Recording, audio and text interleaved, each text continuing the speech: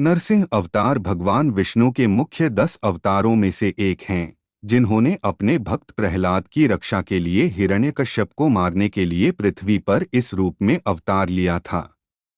भक्त प्रहलाद की कहानी। विष्णु पुराण के अनुसार प्रहलाद का जन्म असुरराज हिरण्यकश्यप और उनकी पत्नी कयाधु के घर हुआ था। हिरण्यकशिपु अत्यंत बलशाली असुर राजा था। वह बहुत शक्तिशाली था और उसे अपनी शक्ति पर बहुत अभिमान था।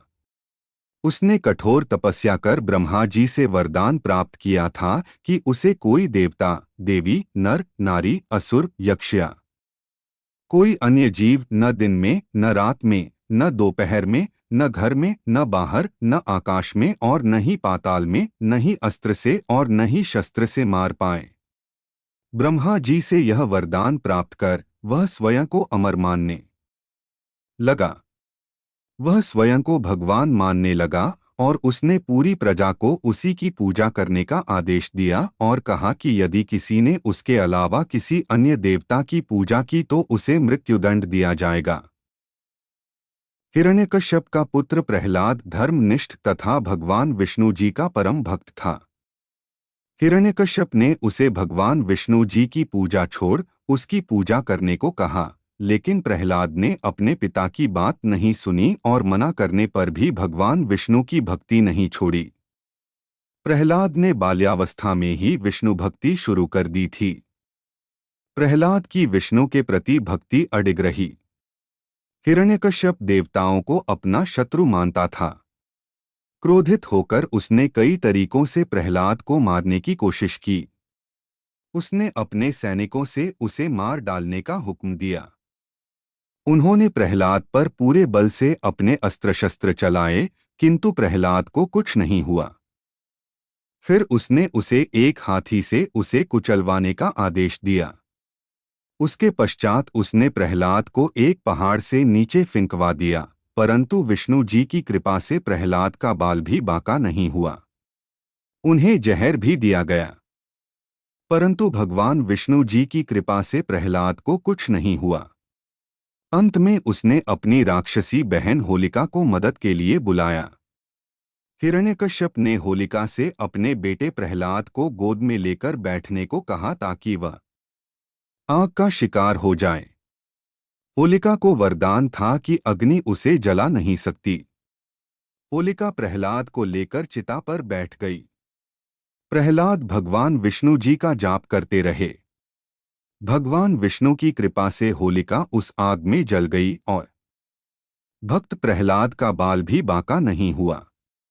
भगवान विष्णु की सच्ची भक्ति ने उसकी रक्षा की।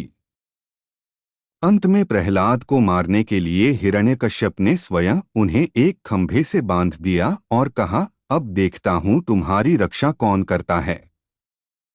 कहाँ है तुम्हारा भगवान? प्रहलाद ने उत्तर दिया कि भगवान तो सर्वव्यापी हैं। वे कण कण में मौजूद हैं। हिरण्यकश्यप ने प्रहलाद से पूछा कि क्या वे खंबे में भी हैं?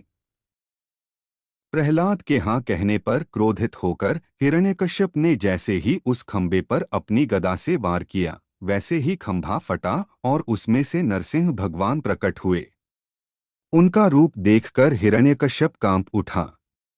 नरसिंह भगवान न पूरे पशु थे और न पूरे मनुष्य। उनका आधा शरीर सिंह का था और आधा मनुष्य का। उन्होंने हिरण्यकशिपु को एक द्वार की चौखट पर खींच लिया और उसे अपनी गोद में रखकर अपने नाखूनों से उसका पेट चीर दिया। इस प्रकार भगवान नरसिंह ने हिरण्यकश्यप का वध अस्त्रों या शस्त्रों से नहीं बल्कि अपने नाखूनों से उसकी छाती चीर कर किया था। उस समय न सुबह थी और न रात। उन्होंने उसका वध अपनी गोद में रखकर किया। इस तरह उसका वध उन्होंने न धरती पर किया और न आकाश में। उन्होंने उसका वध महल के द्वार की चौखट पर किया, जो कि न घर के अंदर थी और न घर के बाहर।